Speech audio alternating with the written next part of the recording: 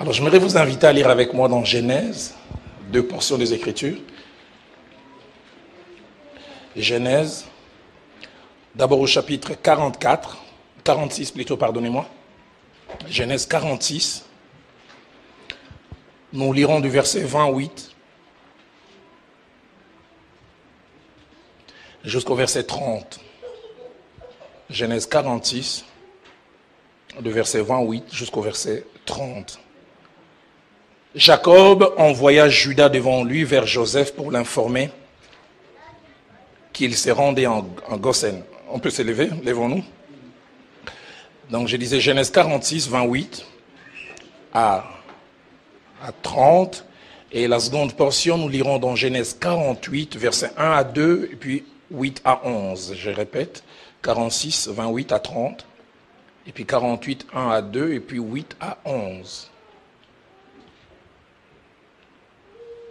J'aimerais dire un peu comme à l'école, vous y êtes?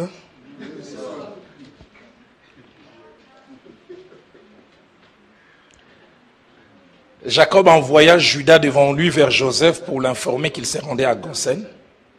Joseph attela son char et y monta pour aller à Goshen, à la rencontre d'Israël son père. Dès qu'il les vit, il se jeta à son cou et pleura longtemps sur son cou. Israël dit à Joseph que je meurs maintenant puisque je vis ton visage et que tu vis encore. Genèse 48. Versets 1 à 2 et puis 8 à 11. On peut y aller? Après ces choses, l'on vint dire à Joseph, voici ton père est malade. Et il prit avec lui ses deux fils, Manassé et Ephraïm. Et on avertit Jacob et on lui dit, voici ton fils Joseph qui vient vers toi. Et Israël rassembla ses forces et s'assit sur son lit. Verset 8. Israël regarda les fils de Joseph et dit, qui sont ceux-ci? Joseph répondit à son père, ce sont mes fils que Dieu m'a donnés ici. Israël dit, fais-les, je te prie, approcher de moi pour que je les bénisse. Les yeux d'Israël étaient appesantis par la vieillesse, il ne pouvait plus voir. Joseph les fit approcher de lui et Israël leur donna un baiser et les embrassa.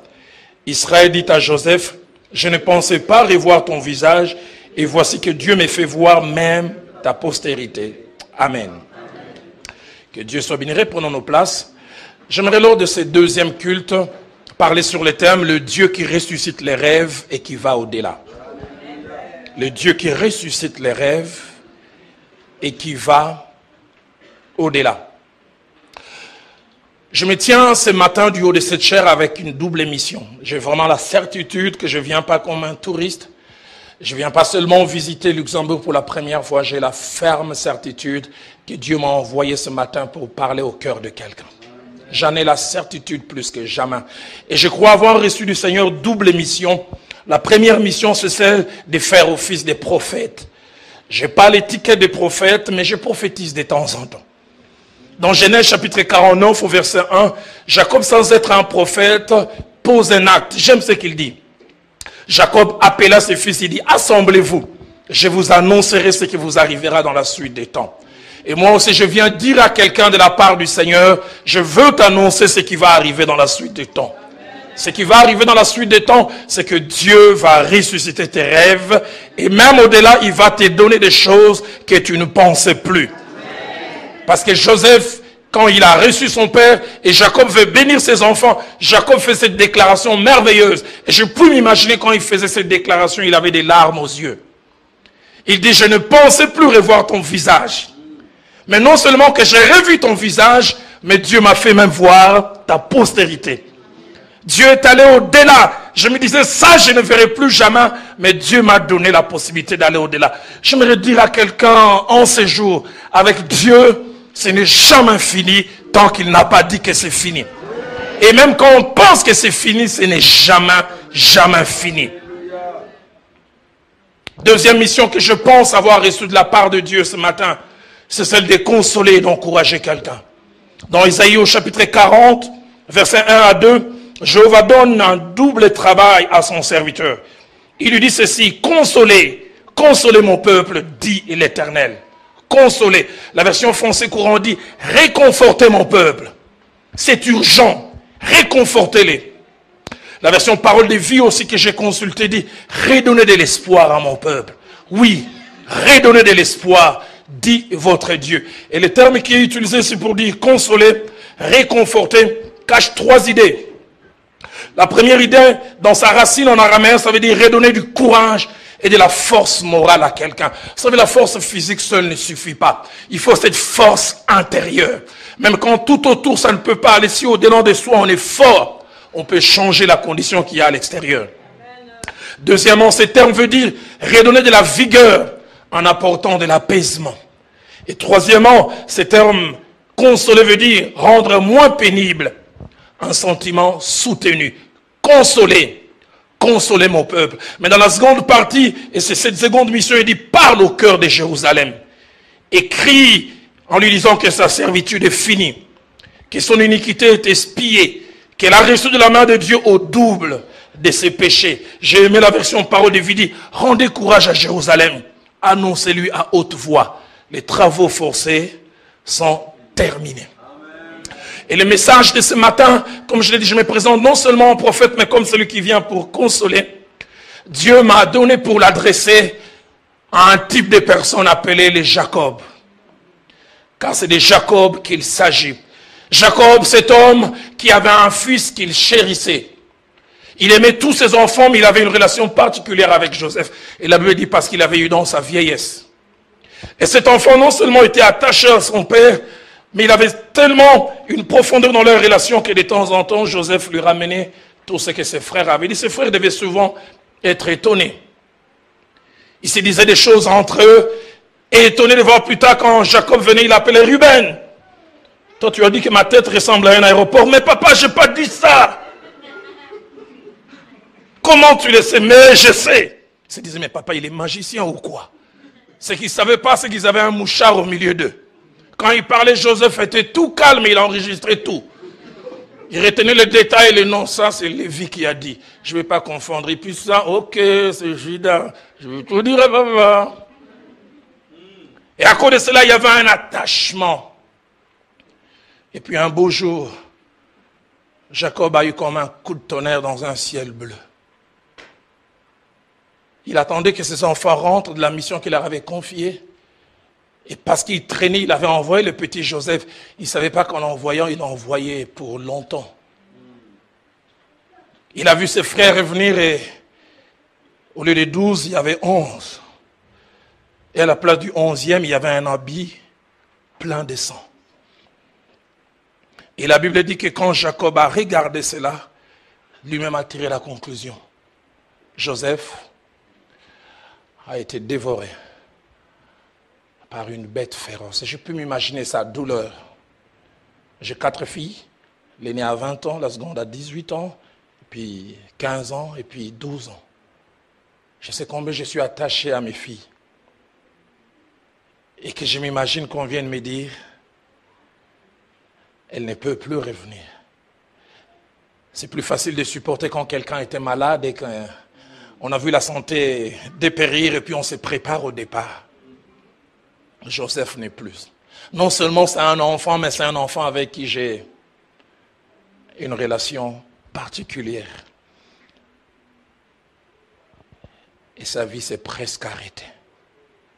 La Bible déclare, qui sait ce qu'un jour peut enfanter? Qui sait ce qu'un jour peut enfanter? À la fois des positives, mais aussi des négatives. Mais comme je le disais ce matin, Dieu me donne comme mission de parler aux Jacob. Les Jacob sont des personnes qui ont plusieurs caractéristiques, mais j'en fais ressortir 3. La première caractéristique des Jacob, d'après ces bouts de texte, sont des gens qui ont vécu des choses émotionnelles, qui ont été comme des tournants dans leur vie. Dans leur vie, ils peuvent dire il y a un avant et un après un événement. Un événement tellement douloureux que cela a constitué la fin d'une ère ou d'une époque. Combien de fois dans notre vie on peut regarder en arrière et dire tout a basculé là. C'est à partir de là. C'est à partir du moment où j'ai perdu ce travail. C'est à partir de ces divorces. C'est à partir de ces rejets. C'est à partir de cette erreur que j'ai eu à commettre. Ces scandales dont j'ai été l'initiateur. Les Jacob Ils ont vécu des choses émotionnelles qui les ont marqués. Genèse 37, verset 35, nous rapporte la conclusion de Jacob. Il disait, c'est en pleurant que je descendrai vers mon fils au séjour des morts. Et il pleurait son fils. Un deuil qui a commencé, qui ne s'arrêtait pas. Pour lui, les jours où on lui a rapporté les propos comme quoi Joseph serait mort, tout s'est arrêté. Mais j'aimerais dire au Jacob que tout ne s'arrête pas tant que Dieu n'a pas dit que ça s'arrête. La deuxième chose qui caractérise les Jacob, ils ont été confrontés à des épreuves, des situations difficiles. Mais devant ces épreuves, on leur a montré aussi des preuves et des choses qui ont dit à leur raison ainsi qu'à leurs émotions, stop. C'est ici la ligne d'arrivée de l'espérance. Interdiction désormais de croire.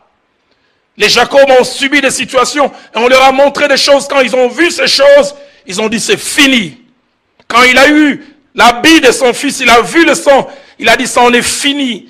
Genèse 37, 31, 33 dit, les frères de Joseph prirent alors la tunique de Joseph ayant tué un bouc. Ils plongèrent la tunique dans les sangs. Ils envoyèrent à leur père la tunique de plusieurs couleurs en lui faisant dire, voici ce que nous avons trouvé. Reconnais si c'est la tunique de ton fils ou non. Le verset 33, je puis sentir la douleur de cet homme. Jacob l'a reconnu et dit, c'est la tunique de mon fils. Une bête féroce l'a dévoré. Joseph a été mis en pièces. Non, Jacob, il est vivant quelque part. Loin de tes regards, les preuves que tu as devant tes yeux ont l'air d'être des preuves, mais elles n'en sont pas une. Ton fils est quelque part. J'aimerais dire à quelqu'un, il y a des réalités qui sont éloignées de la vérité. Elles peuvent s'imposer à nous comme des évidences, mais elles ne disent qu'une partie. Elles ne disent pas la totale vérité. Amen. Troisième chose qui caractérise les Jacob, ce sont des hommes et des femmes dont les temps et les circonstances contraires ont tué toute espérance. Des hommes et des femmes dont les temps et les circonstances ont tué toute espérance. Peut-être que Jacob a espéré un moment. Quand il a eu ses preuves, il a dit non. Non. Et puis voilà, les jours sont devenus des semaines sont devenus des mois, et les mois sont devenus des années. Il ne voyait pas Joseph revenir, et puis il a dit, ça ne sert à rien d'espérer encore, car la déception est toujours proportionnelle à l'espérance. Plus on espère, moins on voit la chose se réaliser, plus on souffre. Alors quelquefois on s'est dit, hey, pour ne pas souffrir, je préfère ne plus espérer. Jacob a dit stop, c'est fini, je veux plus croire. Mais je résiste encore pour dire à quelqu'un, c'est jamais fini tant que Dieu n'a pas dit que c'est fini. Combien sur le chemin de la vie, soit nous-mêmes, ou soit les autres, ou les circonstances, nous disent n'espère plus. J'aimerais te dire, si c'est Dieu qui te dit n'espère plus, alors tu arrêtes.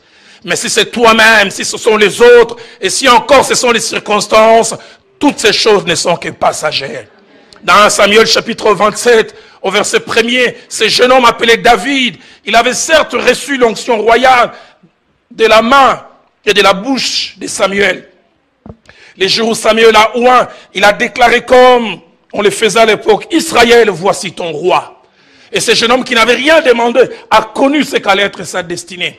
Et puis voilà, au lieu de recevoir l'accomplissement de cette destinée, les vents contraires sont arrivés.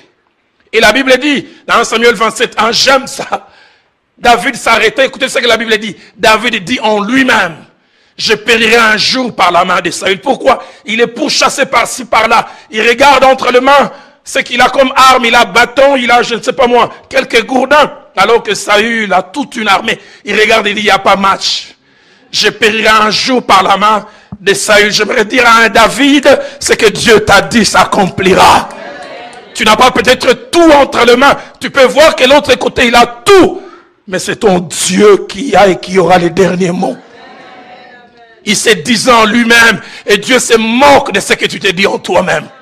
Dieu se moque de tes impressions. C'est Dieu qui a et qui aura les derniers mots. Combien de fois sur le chemin de ma vie, j'ai cru que c'était fini. Mais quelqu'un a dit avec notre Dieu, il est non seulement l'arbitre, il est non seulement notre entraîneur, mais il est aussi l'arbitre. Il peut ajouter des temps additionnels selon qu'il veut que nous puissions gagner. Et des fois, il fait durer le match jusqu'à ce que nous gagnions. Il est notre entraîneur, mais il est aussi notre arbitre. Avec lui, c'est jamais fini tant qu'il n'a pas dit que c'est fini. Actes des Apôtres, chapitre 27, au verset 20, la Bible nous parle aussi de Luc, qui après avoir quitté un coin avec Paul, ils sont dans ces bateaux, et lui subit ce qu'on appelle la dictature des circonstances. Ces bateaux dans lesquels ils sont battus par le vent et la tempête. Écoutez la conclusion à laquelle Luc est arrivé. L'abbé dit, les soleils et les étoiles ne parurent pas pendant plusieurs jours. Et la tempête était si forte. Écoutez ce que Luc dit, que nous perdîmes enfin toute espérance de nous sauver. Luc est resté dans ces bateaux, il dit, on n'arrivera jamais. Le soleil n'est plus apparu, il n'y a plus de lune. Je pense pas qu'on va y arriver. Homme, j'aimerais te dire, quelles que soient les circonstances, c'est Dieu qui a les derniers mots. Il perdit enfin toute espérance de se sauver. C'est pourquoi j'aime la révélation. Quand on a la révélation de Dieu, quand on a la pensée de Dieu, je ne dirais plus long, on peut vivre la même situation avec quelqu'un et réagir différemment. La version Darby dit de ce que Luc avait dit. Dès lors, toute espérance de pouvoir nous sauver fut ôtée, déracinée. Luc est resté là et dit, on n'arrivera jamais. S'il était de chez moi à Kinshasa avec un lingala francisé, il disait c'est désormais insalamable. Ça ne peut plus se faire. C'est impossible. Mais avec Dieu, c'est jamais fini. Marc chapitre 5 au verset 35. Un homme a vu son enfant en train de souffrir. Et cet homme est allé solliciter l'intervention du maître. Et quelle est sa joie de voir le maître être disponible. Et l'espérance renaît dans son cœur, c'est sûr. Cet enfant que je laissais lutter entre la vie et la mort va bientôt retrouver sa santé parce que je connais Jésus des réputations. Il a un palmarès, il guérit partout. Et alors qu'ils étaient en train de marcher, quelqu'un a retardé la marche. C'est la femme qui avait la perte des sangs. Vous savez, il arrive des fois, vous voulez tellement qu'on intervienne pour votre problème que quand Dieu s'arrête pour intervenir pour les autres, vous avez l'impression que le fait qu'il intervient pour les autres, ça fait retarder. Mais j'aimerais dire, il n'est jamais en retard. Et alors qu'ils étaient en train de traîner, la Bible dit, les gens sont venus dire à cet homme, n'importune plus le maître. Ta fille est morte. Ah, j'ai pu imaginer comment il a dû regarder la femme à la perte de sang. Tout ça à cause d'elle. N'importune plus le maître. Ne crois plus. N'espère plus. Mais j'aime les propos de Christ. La Bible dit, Jésus, sans tenir compte de ses paroles, il dit, comme s'il n'a rien entendu, il dit à cet homme, ne crains point, crois seulement. Ah, j'aimerais dire à quelqu'un, ne tiens pas compte de ses paroles.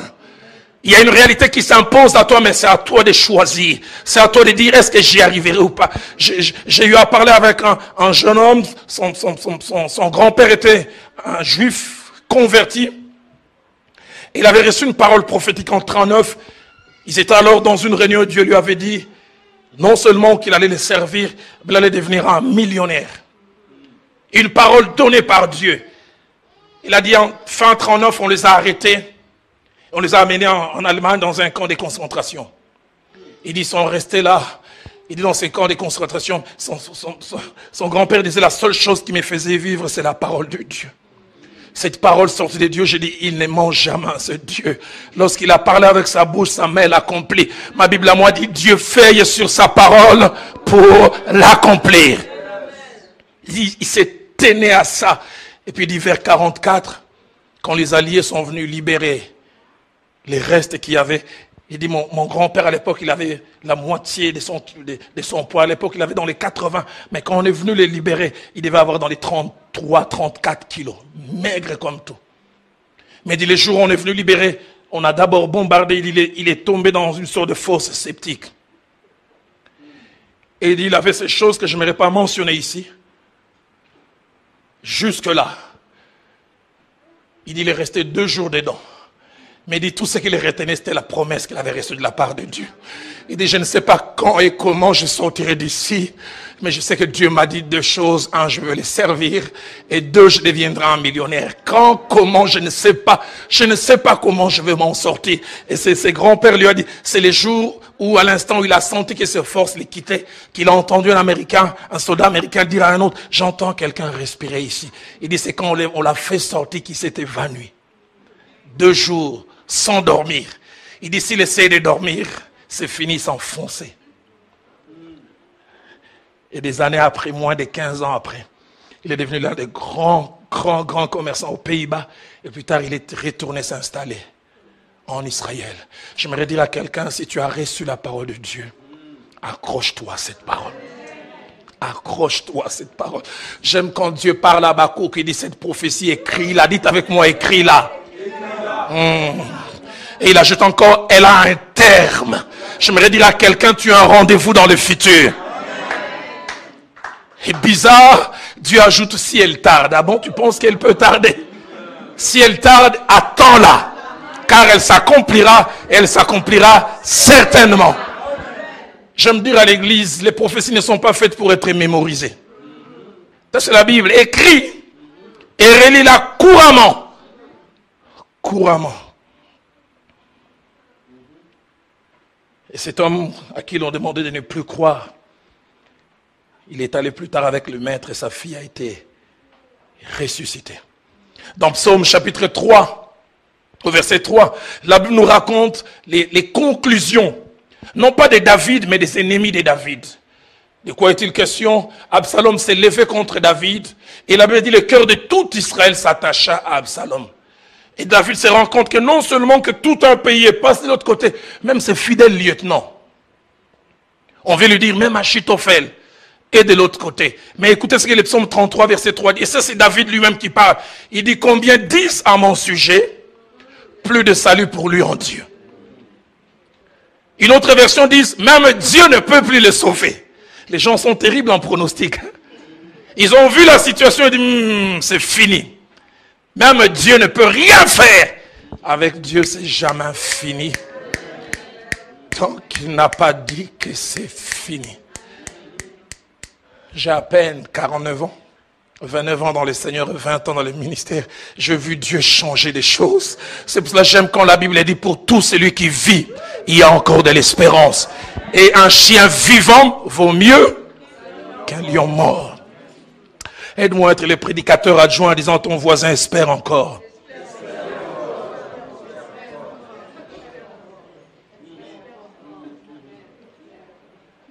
Et Jacob, le jour où il a reçu ses preuves, il ne voulait plus croire. Mon fils Joseph est mort. Je me redire à quelqu'un, je vais faire une prière. Qu'aucun de tes ennemis ne meure. Parce que si tes ennemis meurent, il y a une saveur qui va manquer à ta victoire.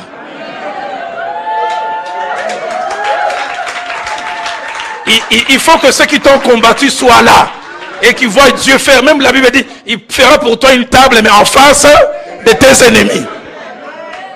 Moi, j'ai grandi à Kinshasa à l'époque, les gens étaient assez compliqués. C'est-à-dire, quand quelquefois Dieu fait quelque chose de grand pour toi, tu dois marcher devant tes adversaires, tu leur fais ça. Quand on était petit, en lingala, on disait caca-bouche. Hein, vous avez beaucoup parlé, vous avez vu ce que Dieu a fait. J'aimerais dire à quelqu'un dans les jours qui viennent, tu diras à certaines personnes, voilà ce que mon Dieu est capable de faire.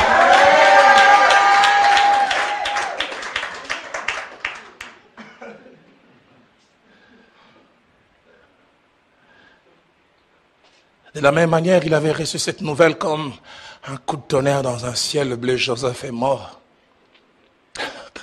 Ce que j'aime, Dieu est un metteur en scène.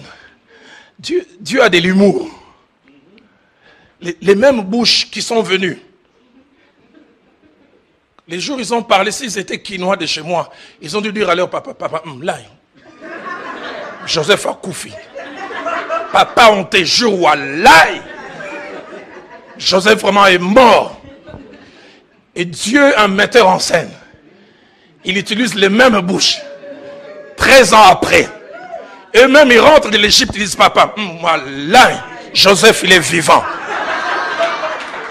Et c'est lui qui dirige l'Égypte.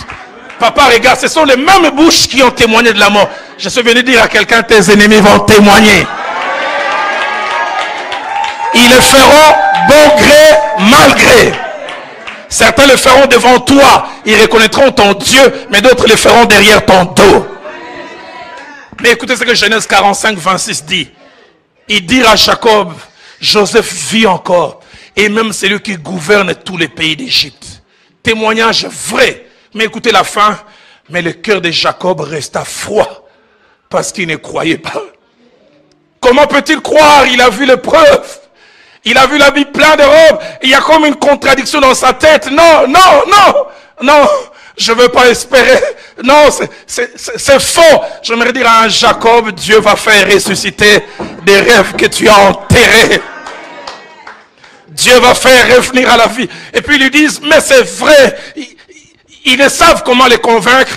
Et puis finalement, ils l'amènent dans la cour. Ils disent, est-ce que nous, on a des chars comme ça? Nous, on est des petits pauvres bergers. Regarde ces chars. Et ils ont vu ces chars avec des écussons d'Égypte. Jacob a commencé à regarder, ça peut être vrai. Même s'ils sont un peu roublards, mais est-ce qu'ils pouvaient voler tous ces chars? Non. Ça commence à devenir sérieux. J'aimerais dire à quelqu'un, Dieu va te surprendre. Et tu pourras dire comme les psalmistes, et quand l'Éternel ramena les captifs de Sion, nous étions comme ceux qui faisaient un rêve. Nous étions comme ceux qui faisaient un rêve. Quelqu'un ici en ces jours va dans les jours qui viennent chanter un cantique nouveau. Parce que Dieu va faire une chose nouvelle. Quand j'ai prié ce matin, Dieu m'a dit, Roland, là où tu vas prêcher, quelqu'un dans les jours qui viennent va verser beaucoup de larmes. Les larmes, ce sont les mêmes liquides, mais des larmes de bonheur. Des larmes de joie. Parce que Dieu aura décidé de faire changer la saison.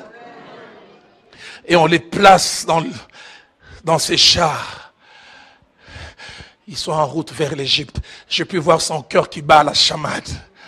C'est vrai, ils m'ont dit. Mais c'est vrai. Et puis quand ils arrivent, ils voient qu'il a l'air d'un Égyptien. Mais vous savez, un père ne peut pas reconnaître son fils. Il regarde et dit non. Non, il a l'air d'un Égyptien. Il a tous les maquillages d'un Égyptien. Mais ça c'est Joseph. J'ai jamais oublié. On a étudié à Nairobi. J'avais beaucoup de cheveux. L'érosion qu'elle a connue. C'est parti rapidement en 2 ans. Et les jours où je suis rentré, j'ai jamais oublié le 28 décembre. En 2000, mon père m'a vu, il a dit tout est Roland à part la tête. Un père ne peut jamais oublier son enfant. Et j'aime comment Jacob a réagi. Combien c'est merveilleux de vivre des choses comme ça. Combien c'est merveilleux de voir des choses qu'on avait cru mourir, revenir à la vie. La Bible dit, Joseph attela son char et il monta pour aller à Goshen, à la rencontre d'Israël, son père. Écoutez ce que la Bible dit, dès qu'il les vit, il s'est jeté à son cou. Il pleura longtemps sur son cou. Un premier ministre qui ne peut se contenir. Les pères pleurent, les fils pleurent. Et à la fin des pleurs, Israël dit à Joseph que je meurs maintenant. Puisque je vis ton visage et que tu vis encore. Je suis venu loin de Kinshasa pour dire à quelqu'un, dans les jours qui viennent, tu verras des choses que tu ne pensais plus voir. La joie que tu avais perdue, tu vas la retrouver. La quiétude que tu avais perdue, tu vas la retrouver. J'aimerais dire à quelqu'un, le bonheur dans ta vie n'appartient pas au passé. Non, non. Tout ne s'est pas arrêté avec les décès de ses parents. Tout ne s'est pas arrêté avec ses divorces. Tout ne s'est pas arrêté avec ses amis qui t'ont abandonné. Dieu te donnera de nouvelles personnes. Et tu pourras dire comme on os de Canaan, pourquoi a-t-on gardé le meilleur pour la fin? Je suis venu dire à quelqu'un, le meilleur n'est pas derrière toi. Le meilleur est devant toi. Je ne pensais plus revoir ton visage. Je l'ai revu. J'aimerais m'arrêter un moment pour dire 5 choses attachées à l'espérance et puis je vais conclure. La première des choses attachées à l'espérance, c'est que l'espérance est un choix. L'espérance est un choix. Un choix personnel, mais j'aimerais dire un choix risqué. L'espérance, c'est cette force qui nous fait croire que ce qu'aujourd'hui ne m'a pas donné, demain va me les donner. L'espérance est un ingrédient de la foi. Or, la foi est une ferme assurance des choses qu'on espère. On espère. On espère. J'aime beaucoup ce que mon pasteur, le feu Jacques-André Vernon, me disait. Il disait un jour, alors qu'il me parlait au bureau, il dit, Roland, il y a un jour de la semaine pour lequel je ne me fais pas de soucis. Alors je lui ai posé la question, est-ce lundi? Est-ce mardi? Il dit non, c'est demain. Demain vous réserve des surprises. Le plus triste, c'est qu'il nous arrive de souffrir par procuration. On souffre déjà aujourd'hui pour un demain qui n'est pas encore là. Je suis allé un jour visiter un papa de mon église, 75 ans. Je l'ai trouvé tout triste. Je lui ai dit, pourquoi tu es triste? Il dit, je me demande, je me pose la question si mon cadavre sera bien habillé les jours où on va m'enterrer. Je dis, oh! C'est pourquoi au présent, tu souffres pour ton cadavre. La Bible dit, ne vous inquiétez pas du lendemain. Le lendemain prendra soin de lui-même. Combien de fois nous souffrons aujourd'hui pour un demain qui n'est pas encore là, alors que Dieu nous réserve des surprises. Romains chapitre 4, verset 18, la Bible nous montre que non seulement que l'espérance est un choix, mais elle ne nous est jamais imposée. C'est nous qui la choisissons et nous l'imposons. Parlant d'Abraham, la Bible dit, il espéra contre toute espérance. La version française courant dit, Abraham a cru et a espéré, alors que tout espoir semblait vain. J'aime encore ce que la version des semeurs. La version des semeurs va plus loin. Les semeurs dit, alors que tout lui interdisait d'espérer, il a espéré, il a cru. Il veut espérer, on dit, ah, attention, tu vas souffrir pour rien. Interdit d'espérer, comme les jeunes gens français ont dit en 68, il est interdit d'interdire. Abraham, interdiction d'espérer, mais il a dit, je veux espérer contre toute espérance. Deuxième des choses que je me dis concernant l'espérance, c'est que l'espérance est une force pour celle ou celui qui l'a. Qu'est-ce que je veux dire par là? Deux personnes vivant la même situation, affrontant le même problème, ils auront deux attitudes selon que l'une a l'espérance et l'autre ne l'a pas. Toi et moi, on peut passer par le chômage, on peut passer par la maladie, on peut passer par je ne sais quelle difficulté, mais celui qui a l'espérance vit autrement. Celui qui n'a pas l'espérance peut craquer. C'est pour ça que j'aime l'Afrique. On a un côté insouciant, bon, à l'extrême, c'est pas une bonne chose.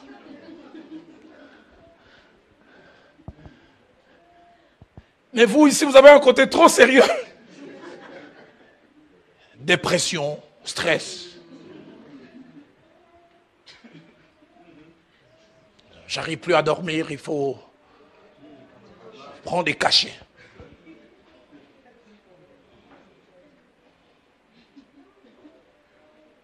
Vous arrivez à Kinshasa, vous trouvez derrière un taxi, on est qui attendez-le Simba, au Simba.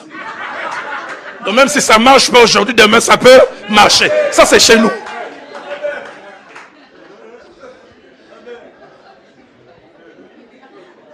Mais vous ici, tu vas seulement à un bureau, on te donne une suite, donc tu rentres le visage. Quelqu'un m'a dit, pasteur, tel que je suis là, je suis déjà mort. J'attends seulement un commentaire, mais je suis mort déjà. Je dis, mais on parle, il dit, ne suis pas ça, je suis mort. L'espérance est une force. Psaume 27, verset 14 dit, espère en l'Éternel. Fortifie-toi et que ton cœur s'affermisse. Espère en l'Éternel. 27, verset 14. J'aime un homme. J'aime souvent dire que le jour où j'irai au ciel, je chercherai d'abord à voir mon maître, celui qui m'a sauvé. Mais après lui, je chercherai Job. Job, c'était quelqu'un de costaud. Là où j'ai étudié au Bas-Congo, on dit que c'était un bacala, un vrai homme. Au plus fort de sa crise, alors qu'il avait tout perdu, son corps marqué par la maladie, il disait, je le sais. Mon Rédempteur est vivant. Il s'élèvera les derniers. Et il ajoute, mes yeux les verront, pas ceux d'un autre. L'espérance est une force. Est une force. J'ai un ami qui a grandi chez nous au pays, qui a exercé le ministère au Katanga, à Lubumbashi. plusieurs années. Et puis vers l'an 93, 93, il a eu la ferme conviction que Dieu l'amena à travailler à Rome, en Italie. Il est venu avec sa famille, sa femme et les 2 enfants, il les a laissés à Kinshasa. Il a eu un visa à l'époque des touristes de 3 mois, puis il est allé à Rome, avec un visa de 3 mois. Avec un peu d'argent, il a commencé à se battre pour avoir quelques autorisations, pour lancer quelque chose, et puis rien ne marchait. Et puis voilà, le peu d'argent des poches qu'il avait commencé à finir. Il a dit, avant que les 3 mois n'arrivent, il restait, je pense, 2 semaines, il avait tout perdu. Alors il restait là, il disait, Dieu, tu m'as déçu. Je suis venu ici parce que c'est toi qui m'as envoyé. Il a dit, j'ai commencé à manger la soupe populaire qu'on donne. Il dit, quand j'étais en mangeant cette soupe, je me demandais, qu'est-ce que j'ai fait ici? J'aime bien de temps en temps quand Dieu fait passer par un chemin. Il a dit, 2 jours avant que son visa ne termine, il s'est retrouvé dans cet endroit où on mangeait la soupe populaire. Et il a vu un autre clochard congolais. Il dit avec sa cigarette, j'ai jamais oublié ce qu'il dit, il dit, la naisse de Balaam parle encore aujourd'hui. Il dit, Dieu peut vous parler par quelqu'un fumant. Il voulait prendre sa soupe et puis pleurer. Et le clochard lui demanda à Lingala, au vieux la nini, pourquoi tu pleures? Pourquoi tu pleures? Il dit, Dieu m'a abandonné. Il dit, le clochard lui a dit, 10 ans, tokufate. Kaka yo mutu anzambe. Yikampiko. Même nous les clochards, on n'est pas morts. Et toi qui prêches, et Dieu, et quand on lui parle, tiens ferme, Dieu avec toi. Et il dit la meilleure, j'ai cru recevoir la parole de Dieu par la bouche de cet homme. J'aimerais dire à quelqu'un, la naisse de Balaam me parle encore. Il dit, si moi qui ne crains pas Dieu, ça fait 10 ans, je ne crains pas et toi seulement. Cet homme a dit ce soir-là, quand il est sorti, il est allé dans un parc, il s'est assis. Il a vu juste un jeune homme qui a mené une vieille dame sur une chaise roulante. Et quand la dame s'est assise, l'esprit lui a dit, prie pour cette dame. Il s'est dit, et si ça ne marche pas? L'esprit lui a dit, prie pour cette dame. Et quand il a prié pour cette dame s'est subitement levée. Il lui a dit, ça fait 23 ans que je ne marche pas. Il lui a posé la question, qui es-tu? Il lui a expliqué sa situation. Il dit, mon fils, c'est le maire de la ville. J'aimerais t'amener chez lui. Il dit, quand il est allé, le lendemain, cet homme lui a donné un séjour de 6 mois. Et plus tard, on lui a donné un séjour plus prolongé. Et les jours où il venait nous parler, ça faisait 2 ans qu'il était là. Il dit, maintenant, non seulement que je suis en Italie, j'ai un séjour officiel, j'ai une église de plus de 100 membres. Et la meilleure, c'est que son ami, c'est un ancien dans l'église. Dieu est Dieu! Le Dieu de la Bible aime le suspense. Quelqu'un a dit, il aime agir à -5. Quand on a perdu toute espérance. Et on commence à pencher aux solutions des réchanges. Au cas où Dieu n'agit pas, que ferais-je? C'est le moment où il va intervenir. Et je suis venu de Kinshasa pour dire à quelqu'un, tu vas vivre cela. L'espérance est une force.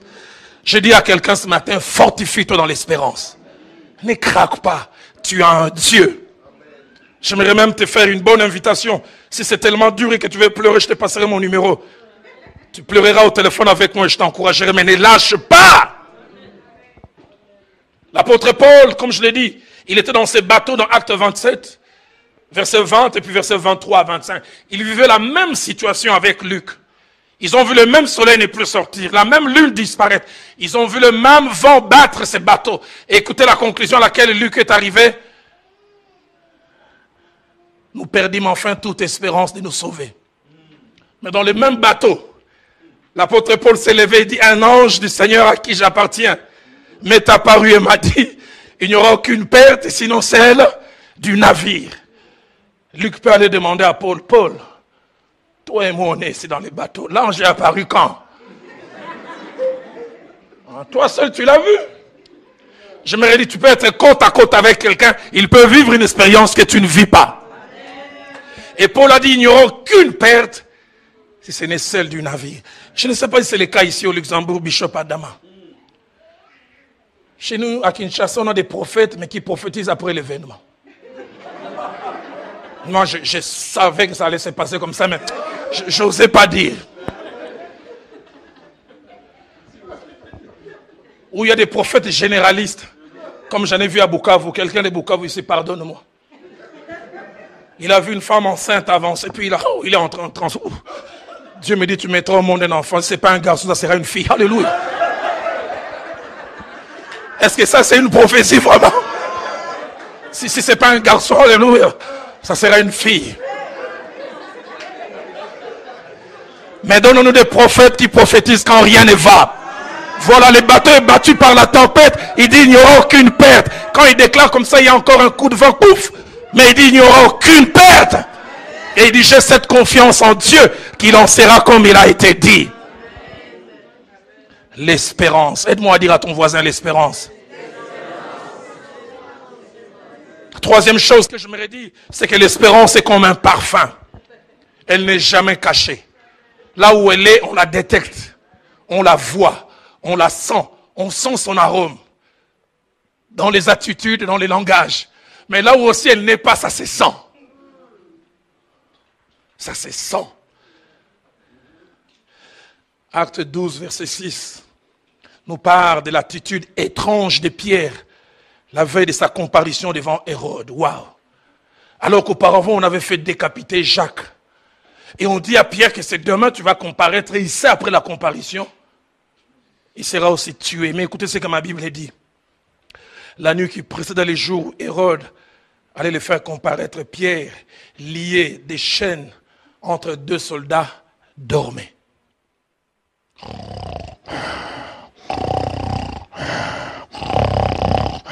Pierre, tu dors encore? Mais que dois-je faire? Si je reste éveillé, ça va changer quoi?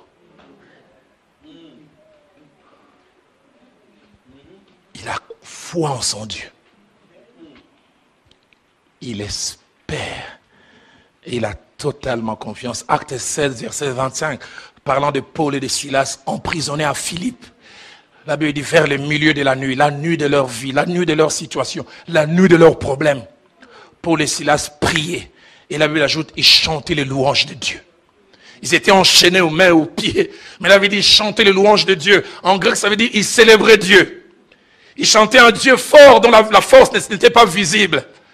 Quand ils chantaient comme ça, la Bible, les autres prisonniers les entendaient. Ils veulent se moquer, mais vous dites, votre Dieu est puissant.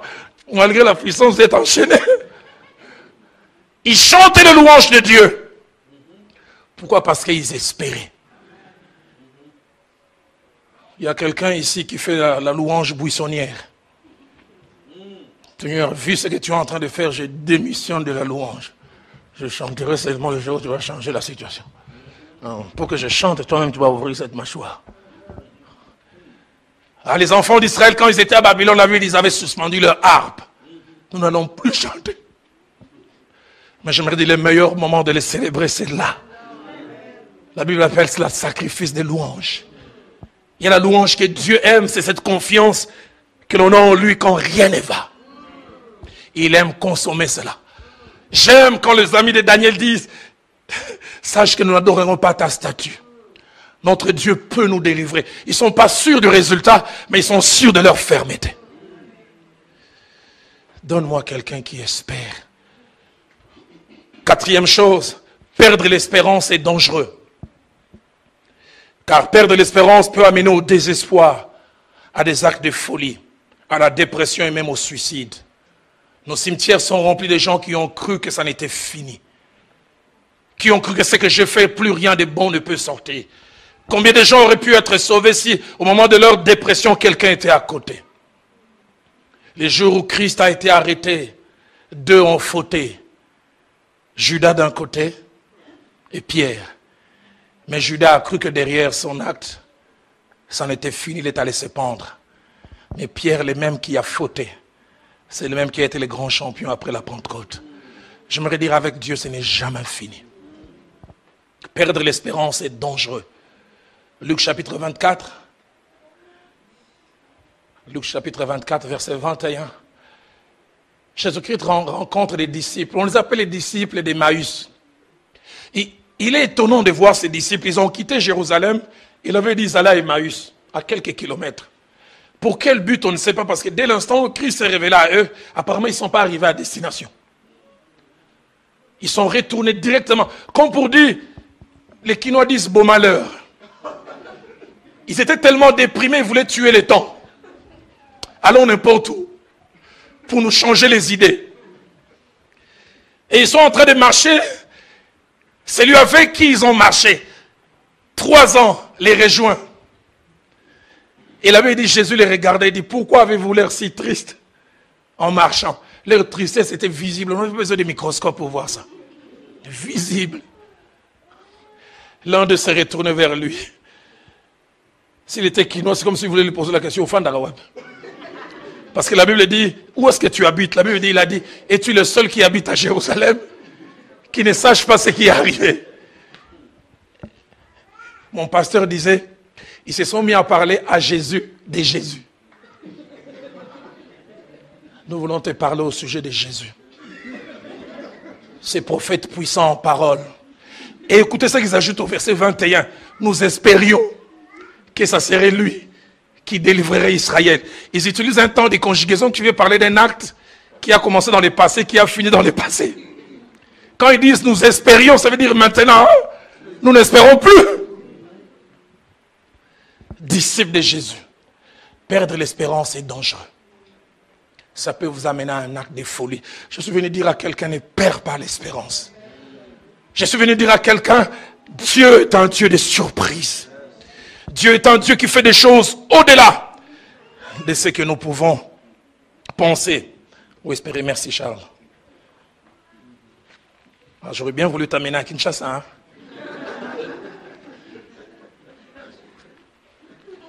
On n'a pas toujours fait ça pour moi à Kinshasa. Pour toi, tu n'auras pas de problème. Les problèmes, ça sera avec tes enfants. Parce qu'ils auront un comité d'accueil de 50 moustiques qui viendront les accueillir. Et puis dès qu'ils vont arriver, premier jour, 4 fois coupure d'électricité. J'ai un ami qui a eu 4 enfants aux États-Unis. Le premier jour, ils arrivent à Kinshasa, ils arrivent à 16h, vers 19h, coupure d'électricité. Son fils lui dit, papa, c'est l'anniversaire de qui? Alors on lui a dit, ici l'anniversaire, c'est chaque jour.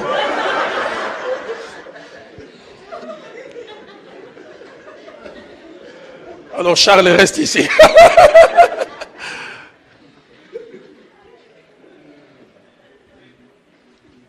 Perdre l'espérance est très dangereux. 1 Samuel 27, verset 1. David a perdu l'espérance, comme j'ai dit tout à l'heure, il a dit, je périrai par la main de Saül. Mais il ne s'arrête pas là, écoutez ce qu'il ajoute. Mieux vaut pour moi aller me réfugier au pays des Philistins. Enfin que Saül renonce à me chercher. Quand on perd l'espérance, on est prêt à n'importe quelle solution.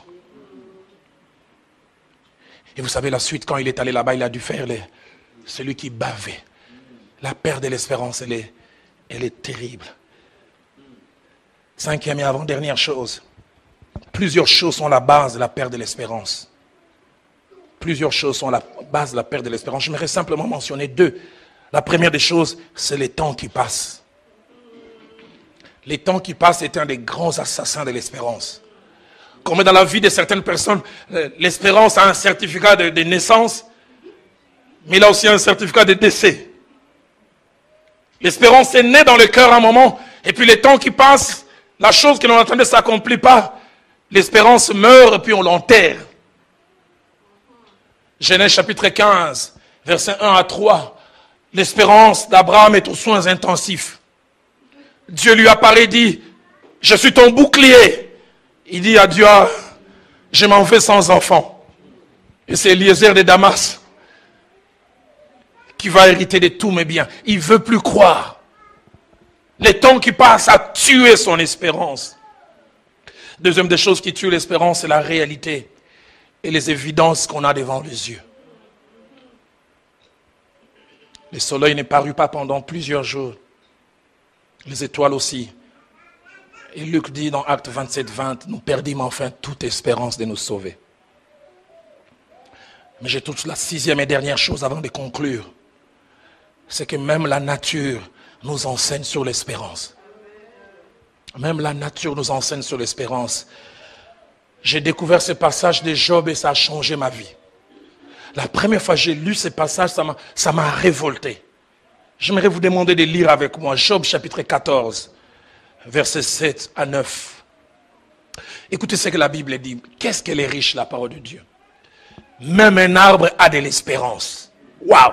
Un arbre. Un arbre a de l'espérance. Quand on les coupe, il repousse. Il produit encore des rejetons. Quand sa racine a vieilli dans la terre, quand son tronc meurt dans la poussière, il reverdit à l'approche de l'eau. Il pousse des branches comme une jeune plante. Waouh! Même une plante a de l'espérance. Là où j'ai habité à Kinshasa, il y avait un très gros arbre et puis un beau jour on l'a coupé. Et puis des sentinelles d'en face ont commencé à l'utiliser comme bois de chauffage. Le petit bout de tronc qui restait, ça a tellement noirci. C'était durant la saison sèche. J'ai vu comment tout était devenu sec. Je me déplace. Je reviens un jour du mois de décembre. J'arrive à cet endroit. Je vois des bourgeons. Mon épouse me dit qu'à peine quelques pluies sont tombées. La vie est ressortie. Qu'est-ce que cela veut dire? Un arbre, même quand on l'a coupé, il dit attendez seulement. Ce n'est pas fini, vous verrez. Ce n'est pas fini, je suis devenu sec. Mais laissez seulement qu'il y ait des gouttelettes d'eau. Vous verrez. Et j'ai regardé ces jours-là, j'ai dit si un arbre a de l'espérance, à combien plus forte raison moi, homme et homo sapiens, et bien plus encore enfant de Dieu, je ne veux jamais laisser les situations m'écraser. Mais ce que Dieu fait avec Jacob, c'est que non seulement il lui fait voir ce qu'il ne pensait plus voir, il revoit Joseph, mais à côté de Joseph, il voit les enfants de Joseph. Ça, c'est ce que Dieu peut faire. Tu ne pensais plus les revoir lui, mais Dieu te montre même ses enfants. Je suis venu déclarer comme un prophète, Dieu te fera voir ce que tu ne pensais plus voir, mais il ira au-delà. Car c'est ce que le Dieu de la Bible fait. Dans Ruth au chapitre 4, verset 15, cette femme qui pensait que tout était fini pour elle, quand elle a perdu son mari et quand elle a perdu ses 2 enfants, rentrée à Bethléem par son alliance, Naomi avec Ruth, elle a été consolée. Non seulement que Ruth a eu pour elle un enfant, mais elle avait dit quand elle a tenu cet enfant, les autres ont déclaré des choses plus tard et elle-même dira, cet enfant restaurera mon âme et sera le soutien de ma vieillesse. J'aime encore dans Genèse chapitre 17, au verset 21, quand cette femme fait cette déclaration glorieuse. Et je prie que ça puisse être ta déclaration, ma déclaration aussi. Cette dame qui pensait que tout était fini, cette dame qui pensait que toutes les bonnes choses appartenaient au passé, elle a été visitée par Dieu. Et elle a fait cette déclaration merveilleuse. Permettez-moi de retrouver. Voilà. Chapitre 21, pardonnez-moi, je fais l'inverse. Chapitre 21, verset 7. Genèse chapitre 21, verset 7. Sarai dit ceci. Qui aurait dit à Abraham, Sarah allaitera des enfants? Cependant, je lui ai enfanté un fils dans sa vieillesse. Elle a entre ses mains un résultat. Elle avait dit, elle se met à rire. Je prie que dans les jours qui viennent, Dieu te fasse rire. Elle commence à dire à elle-même, qui aurait dit que moi, Sarai, je peux tenir un enfant. Je suis venu ce matin en séjour à El Shaddai pour dire à quelqu'un, le Dieu de la Bible, c'est celui qui ressuscite les rêves qui sont morts, mais c'est celui qui fait au-delà. Au-delà. Tout ne se limite pas à ce que tes yeux voient. Tout ne se limite pas à ce que tu sens. Dans Apocalypse au chapitre 1er, au verset 9 à 10, Jean, l'apôtre, il doit avoir 90 ans. Il a marché avec le maître depuis qu'il avait la vingtaine. Et il a connu de merveilleuses choses. Jusqu'à ce qu'un temps de difficulté commence la persécution. Il a arrêté dans l'île de Patmos. Il a vu ses amis mourir. Certains être jetés dans des arènes. D'autres être jetés aux bêtes sauvages. D'autres encore être transpercés. Et il est l'un des seuls qui reste. Les vieillards, on les fait travailler dans l'île de Patmos qui était une carrière. On l'écrase chaque matin. Il voit la force de l'homme. Mais la force de ce Dieu qu'il a servi semblait appartenir au passé. Il se demande si c'est Dieu les mêmes. Il a comme une nostalgie de ces jours où Christ était sur terre. Où il disait, au vent, tais-toi. Où il multipliait le pain. Il se demande, avait-il fait le bon choix? J'aime ce qu'il dit. Je fus ravi au jour du Seigneur. Mais j'aime aussi dans Apocalypse chapitre 4, versets 1 à 2, quand la Bible dit, il lui fut dit, monte, et je vais te faire voir ce qui va arriver dans la suite. Et là, quand l'ange de Dieu l'a fait monter, il lui a fait voir, non seulement l'histoire, mais il lui a fait voir les fins, la fin du match. Il lui a fait voir comment Dieu était en contrôle de tout. Et à la fin, Jean a vu ça. Il terminera dans Apocalypse 22, verset 20. Quand il a vu ce que Dieu a fait à la fin, il a dit Amen. Viens Seigneur. C'est ce qu'il voulait dire. Je vois que tu contrôles tout. Je suis venu dire à quelqu'un, ton Dieu ne t'a pas lâché. Ton Dieu contrôle tout. Mais en terminant, j'aimerais mettre ces deux conditions alors que je demande aux musiciens de s'avancer. Ces deux conditions. La première, Dieu ne ressuscite pas les rêves de tout le monde. Dieu ressuscite les rêves de ceux qui lui appartiennent. Deuxièmement, Dieu ne ressuscite pas les rêves de n'importe qui. Dieu ressuscite les rêves de ceux qui sont attachés à lui et surtout ceux qui le servent. La Bible déclare, l'Éternel promène son regard sur toute la terre pour soutenir ceux dont les cœurs sont tout entiers à lui. J'aimerais nous inviter à baisser nos têtes et j'aimerais inviter notre chorale à revenir un petit moment. J'ai senti dans mon cœur qu'après ce message, qu'il y a un petit moment d'adoration.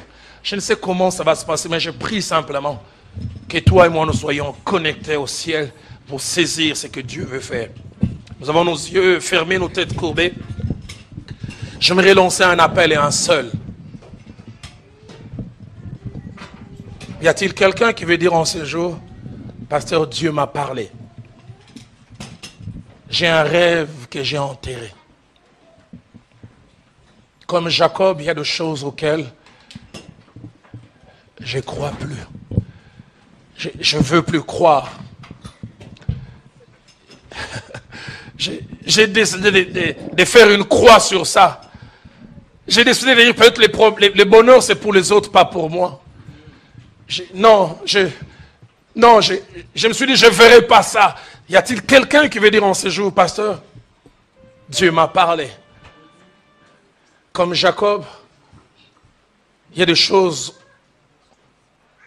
pour lesquelles je dis, je ne pense plus que je le verrai. Mais ce matin, Dieu m'a parlé. Et je le crois, qui me rendra encore capable non seulement de le voir, mais de voir au-delà. Je termine en faisant encore cette déclaration. Dieu me dit de te dire, tu reverras ton Joseph. Et mieux que cela, tu verras les enfants de Joseph.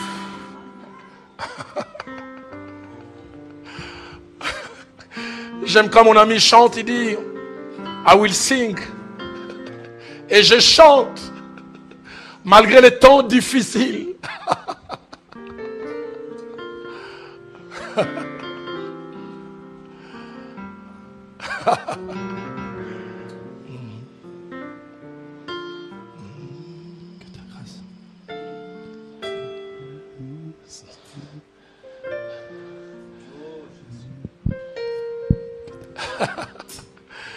Seigneur, tu sembles être loin, à des milliers de kilomètres aujourd'hui. Mais je n'ai pas perdu ma foi, je dois le confesser.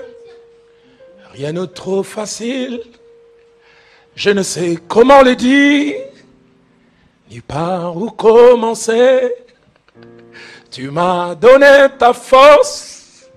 C'est tout ce qu'il y a dans mon cœur. Et je chante. Je te loue.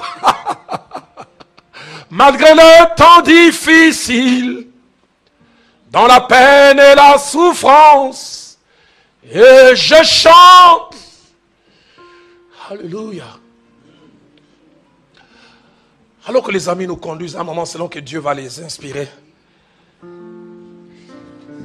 Quelqu'un à qui lui-même, les autres, ou les événements, les circonstances, ont dit stop comme à Jacob, ne croit plus. Et qui veut ce matin dire, je veux croire encore. Permettez-moi le terme, je veux encore donner une chance à Dieu. Si tel est votre cas, je vous demande simplement de vous lever là où vous êtes, de venir en signe de, à la fois d'humilité et de foi, vous mettre à genoux alors que les amis nous conduisent.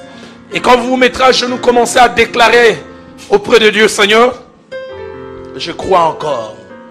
Parlez à Dieu. J'aime quand les psalmistes disent, quand j'irai devant Dieu, je lui dirai tout.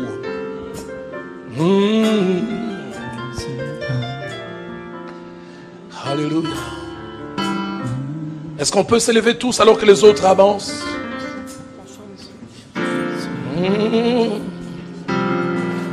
Que ta grâce coule sur moi. Qu'elle coule. Que ton onction m'envahisse. Qu'elle m'envahisse. Jésus, mon roi. Ton histoire ne s'arrête pas là. Je viens à toi. Ton parcours ne s'arrête pas là. De toi. Je ne pensais plus revoir ton visage. Que ta grâce. Je me disais c'est fini. Je me disais stop. Je me disais c'est le meilleur que j'aurais pu connaître. Dieu me dit de te dire le meilleur est à venir. Jésus mon roi, je viens à toi. J'ai besoin de toi. À vous qui vous êtes avancés, levez vos mains et déclarez votre foi en Dieu. Dites Seigneur, je crois encore en toi. Je veux encore espérer. Déclarez comme Job, mon Rédempteur est vivant. Il se lèvera le dernier. Le feu de ton esprit me purifie. Le feu de ton esprit me purifie. Alléluia. Envoie ton réveil dans ma vie.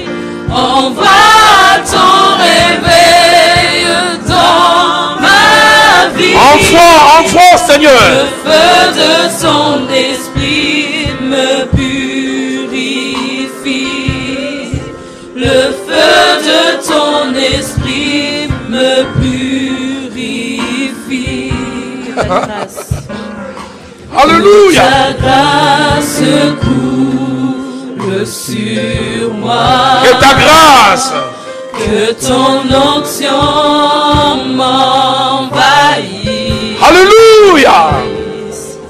Jésus mon roi, je viens à toi. Je viens à toi. J'ai besoin de toi. J'ai grandement besoin de toi, Seigneur. Que ta grâce coule sur moi. Que ta grâce coule sur moi. Que ton onction m'envahisse. Qu'elle m'envahisse. Jésus mon roi, je viens à toi. J'ai besoin de toi. J'ai besoin de toi, Seigneur. Ton réveil dans ma vie. Envoie ton réveil dans ma vie. Le feu de ton esprit me purifie. Alléluia. Le feu de ton esprit me purifie. Je mets dans les causes telles que je sens l'esprit me conduire. Et nous qui sommes ici devant, et nous qui nous sommes levés, tenons-nous la main dans la main. Je sens qu'il y a un grand besoin de solidarité en ce début d'après-midi. Est-ce qu'on peut m'aider à chanter? Attire-moi à toi. J'ai tant besoin de toi. Nous allons chanter ces cantiques. Après, nous allons prier les uns pour les autres. Tu prieras pour ton voisin, ta voisine en disant, Seigneur, aide-les à croire encore en toi. Aide-les à ne pas baisser les regards. Ne me laisse pas.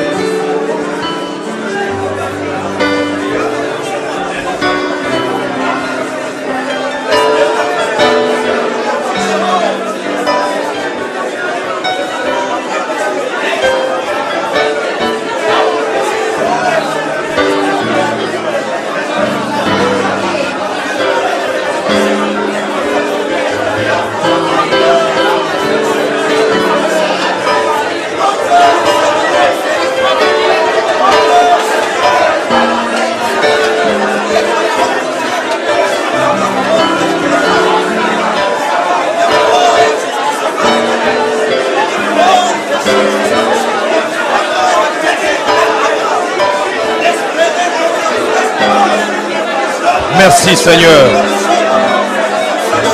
Merci Seigneur. Merci Seigneur. Merci Seigneur. Merci Seigneur.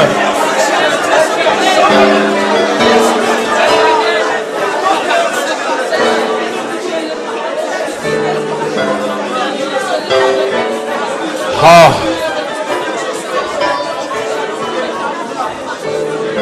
Seigneur, avant de laisser les microphones à mon aîné, ton serviteur, le bishop Adama, j'aimerais te prier dans ces 3 directions, selon qu'elles s'imposent dans mon cœur. La première, c'est de te rendre grâce.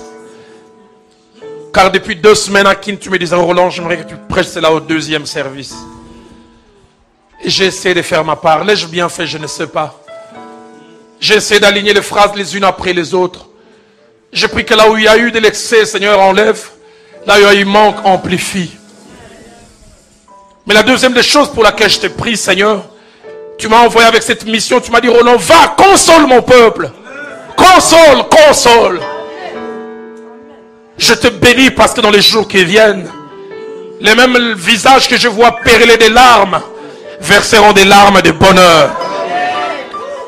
Je me réjouis de savoir qu'en ces jours, Jacob reverra Joseph. De la même manière, il a pleuré le jour où il a vu la robe tachetée. De la même manière, il tombera dans son cou et il pleurera. Je le déclare.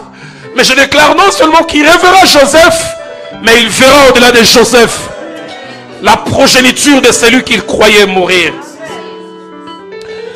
La 3e direction, je t'ai pris pour ces 2 personnes que tu me montres distinctement. Je t'ai pris d'abord pour ce jeune homme, abaissé par sa famille, habitué à entendre ses refrains, tu es un raté, un gâchis. Rien de bon ne peut sortir de toi. Et tu vois combien quelquefois il se sent seul, sale, incapable. Seigneur, je m'oppose contre cet esprit de rejet en lui. J'arrête l'activité de cet esprit qui quelquefois veut l'amener à l'autodestruction, au suicide. Pensée de suicide, je te déracine au nom de Jésus. Je déclare que ce jeune homme vivra. Je déclare, comme la Bible le dit à plusieurs endroits, il y aura dans sa vie un après ces choses.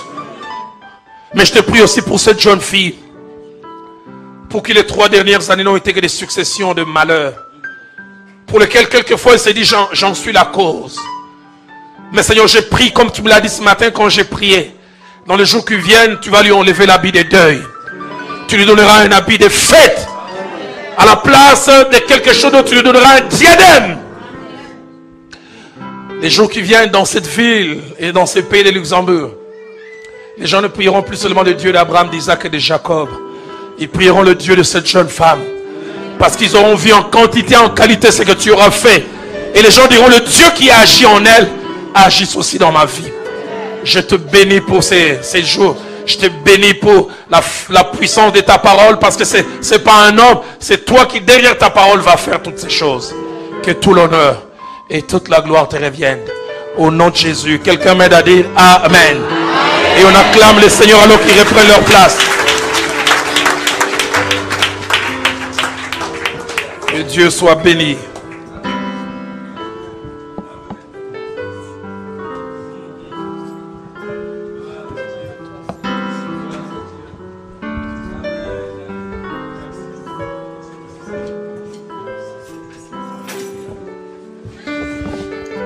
Alléluia. Alléluia. Nous acclamons le Seigneur qui a fait pour nous de grandes choses. Amen. Gloire à Dieu. On a été bénis. Amen.